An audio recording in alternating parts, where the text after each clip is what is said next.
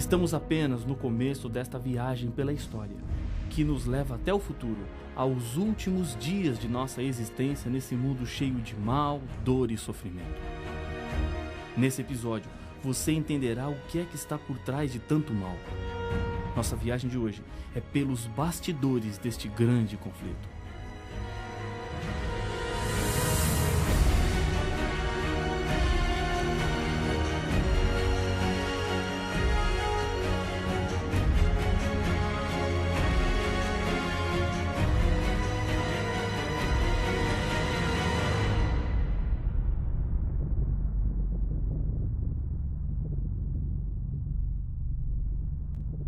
É impossível negar a existência de um conflito entre as forças do bem e do mal. O nosso mundo está cada vez mais perigoso e a sua natureza cada vez mais instável. Por um lado, percebemos em nosso mundo as pegadas que Deus deixou. A beleza da criação é vista em cada botão que desabrocha, sobre as hastes que brotam nas árvores, os pássaros que enchem de música o ar, as flores que perfumam e encantam com suas cores, o mar, o céu, a vida humana, o sorriso de uma criança. Tudo isso demonstra o cuidado que Deus teve em formar este mundo. Por outro lado, temos injustiças, dor, crimes, tragédias, famílias destruídas, as drogas, evidências do mal, plantados neste mundo pelo maior inimigo de Deus, Satanás. Embora não seja tão simples de aceitar, estamos inseridos no meio deste conflito que atinge todo o universo. Os seres humanos foram criados com o desejo de adorar a Deus. Por causa do mal, o ser humano perdeu esse desejo e é bombardeado com tentações que têm como objetivo mudar o seu interesse em Deus, nos desviando dos caminhos dele e assim nos levando a servir a Satanás. Infelizmente, muitas pessoas estão oferecendo louvores a Satanás sem ao menos saberem ou perceberem.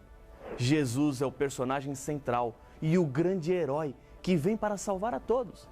Satanás é mencionado 55 vezes em todo o livro do Apocalipse, com títulos diferentes. Em Apocalipse 12:9, ele recebe 5 títulos diferentes. E foi expulso o grande dragão, a antiga serpente, que se chama Diabo e Satanás, o sedutor de todo o mundo. Sim, foi atirado para a terra e com ele os seus anjos. Nos seus títulos estão indicadas as características de sua obra diante dos seres humanos. Algum tempo atrás, havia uma terrível quadrilha de ladrões que deixavam em pânico as pessoas da cidade. Os habitantes do lugar tomaram algumas precauções especiais, o que dificultava os planos dos delinquentes. Um dia, o chefe do bando bolou um plano. O bando deixou de agir e espalhou a notícia através dos comparsas de que o chefe havia sido assassinado. De início, as pessoas ficaram na expectativa. Finalmente, porém, acabaram acreditando. Pouco a pouco foram deixando de se proteger. Nos finais de semana, abandonavam suas casas e assim por diante. O chefe enviou então o seu pessoal até a cidade, com a maior disposição possível, roubando as casas uma a uma, além de deixarem um rastro de insegurança e medo. Essa foi mais ou menos a estratégia de Satanás. Primeiro, espalhou algumas ideias engraçadas e até estranhas, como a sua própria imagem, vermelha, com chifre, com um tridente nas mãos. Logo depois disso, surgiu a insinuação que isso era ridículo e que, portanto, o diabo não existia. É essa a causa de maior ruína e destruição. É verdade que ele não existe com essa fisionomia grotesca, mas que ele existe, existe. E sabendo disso, a melhor coisa que nós podemos fazer é nos preparar contra os seus enganos e mentiras. Se você acreditar que o diabo não existe, estará na posição certa para cair nas garras do mal, e as consequências disso serão assoladoras. Existe um teste que você pode fazer para saber se o diabo existe ou não. Resista às tentações que aparecem diante de você em um só dia, e você então verá se ele existe ou não. O Apocalipse o apresenta como o autor da rebelião contra Deus, como o grande inimigo do povo de Deus. No livro de Ezequiel, no capítulo 28, Satanás é apresentado sob o símbolo do rei de Tiro. Uma expressão da apresentação é importante para a compreensão do caráter de Deus ao criar. Acompanhe a leitura de Ezequiel 28:15. Perfeito eras nos teus caminhos, desde o dia em que foste criado, até que se achou iniquidade em ti. Deus não criou o diabo perverso como ele é hoje. Ele foi criado perfeito, era um ser honrado e com prestígio. Tinha uma importante responsabilidade no céu. Os versos seguintes contam da tragédia que aconteceu, transformando o anjo Lúcifer em diabo, contra Deus e o seu amor. A vaidade, a ambição e o orgulho fizeram dele o pai da mentira, do erro e do pecado. Na multiplicação do teu comércio, se encheu o teu interior de violência e pecaste, diz Ezequiel capítulo 28, verso 16. Agora, uma pergunta intrigante aparece. Como em um ambiente perfeito o pecado pôde aparecer? Exatamente, por ser um ambiente perfeito é que o pecado poderia aparecer. Como assim? Quando Deus criou os anjos, Deus lhe deu liberdade de escolherem entre dois caminhos, serem ou não serem fiéis a Deus. Para que exista perfeição, deve haver liberdade. Se Deus não desse liberdade, o céu seria um lugar de robôs programados, que fariam apenas aquilo que Deus lhes mandaria fazer, pois não saberiam e nem teriam como fazer nada diferente. Deus queria anjos livres que escolhessem o caminho da obediência, anjos que desejassem estar do lado de Deus por vontade própria e não por obrigação. Lúcifer foi o primeiro ser criado a se rebelar contra Deus. Ele escolheu um caminho perigoso.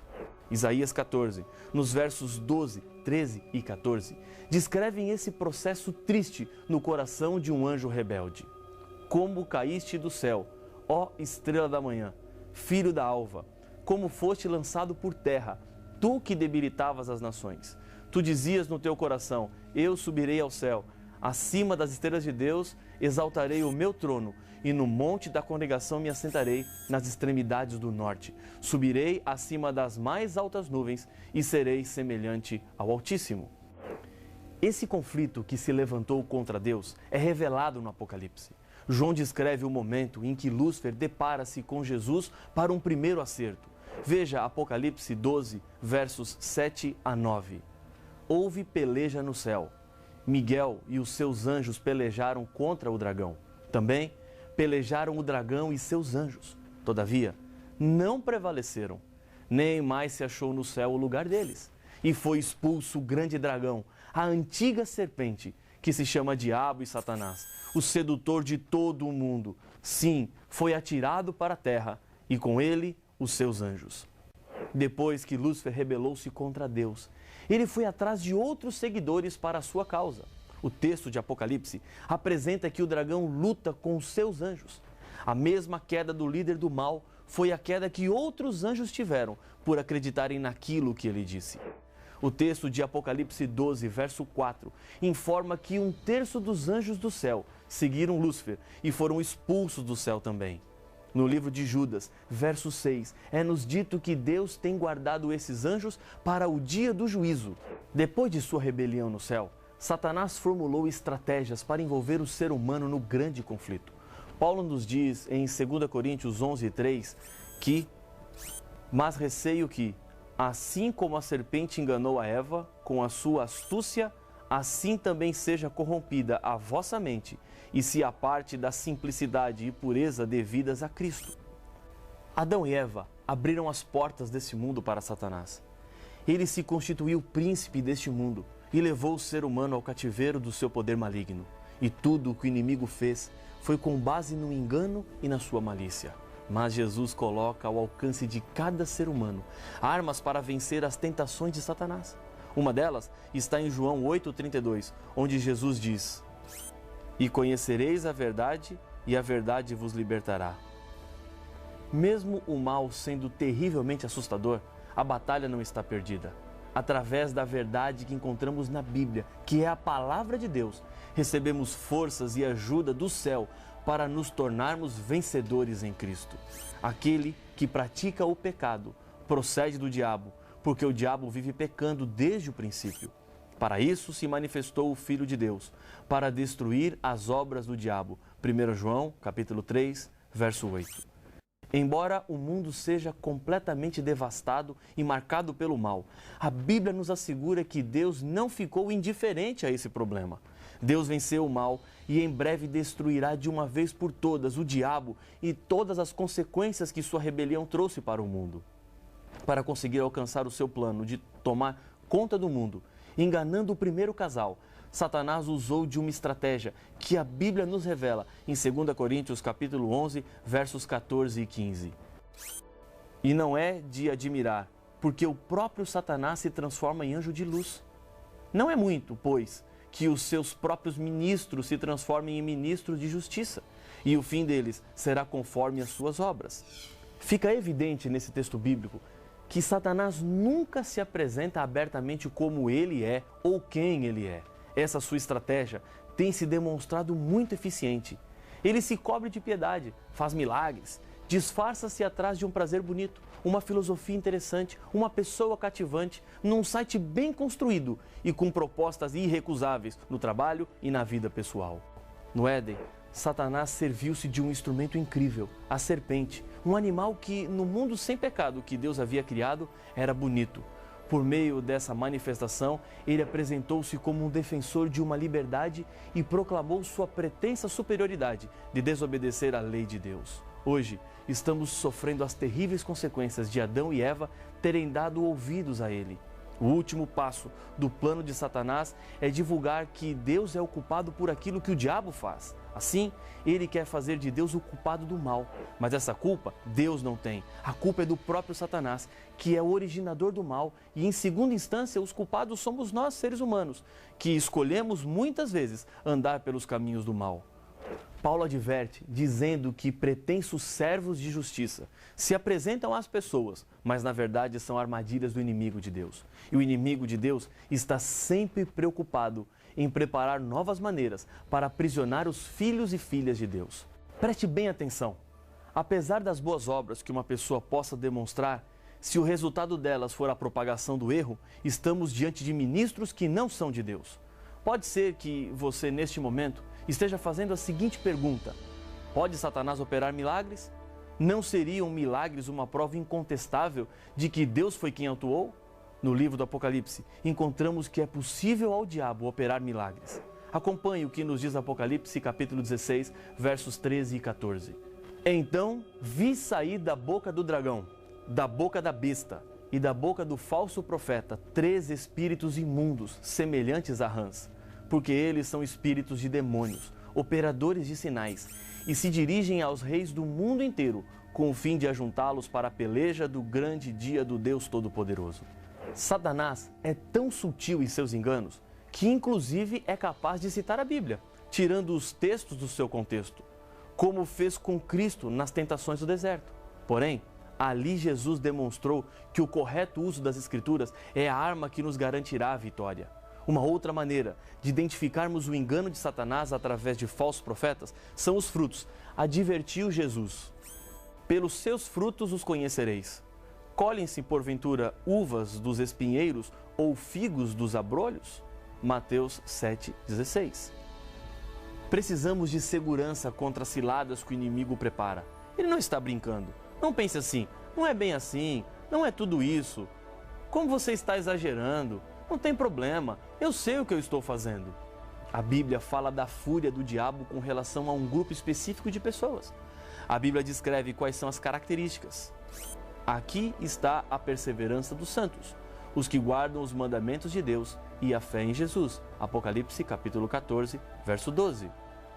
No capítulo 12, Jesus revela como é possível aos seres humanos serem vencedores. Eles, pois, o venceram por causa do sangue do Cordeiro e por causa da palavra do testemunho que deram, e mesmo em face da morte, não amaram a própria vida. Apocalipse 12, verso 11.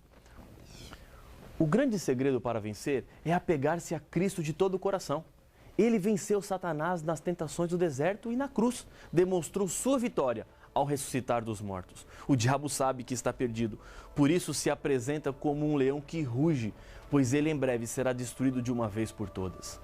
Na hora da crise, da angústia e da dor, quando tudo parece que está desmoronando e é como se o poder do mal estivesse pronto para nos destruir, é hora de buscarmos a Deus. É hora de nos colocarmos diante de Jesus e, pela fé, sentirmos a mão de Jesus estendida pronta para nos ajudar.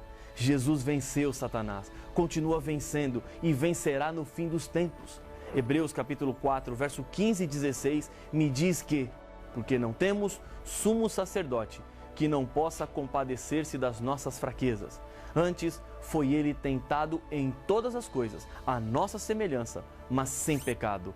Acheguemo-nos, portanto, confiadamente junto ao trono da graça, a fim de recebermos misericórdia e acharmos graça para socorro em ocasião oportuna. Diante dos nossos olhos, Deus está traçando dois caminhos a serem seguidos: o caminho da vida ou o caminho da morte, o caminho da vitória ou o caminho da derrota, o caminho da salvação ou o caminho da perdição. Eu quero lhe dizer uma coisa, de coração a coração, olho no olho: não resista mais. Deixe Jesus entrar na sua vida. Se for essa a sua decisão, feche os seus olhos e ore comigo.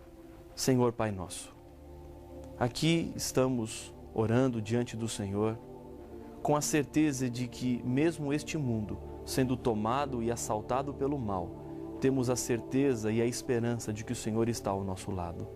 Por isso nós colocamos a nossa vida nas Tuas mãos. Aceita a nossa decisão, em nome de Jesus. Amém.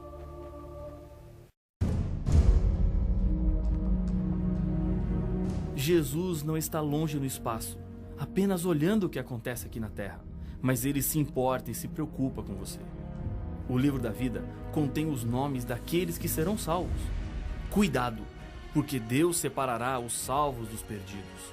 Mas então, onde está Jesus? E o que está fazendo? O que é o livro da vida? Estas e outras perguntas serão respondidas no próximo episódio de Apocalipse, o fim revelado.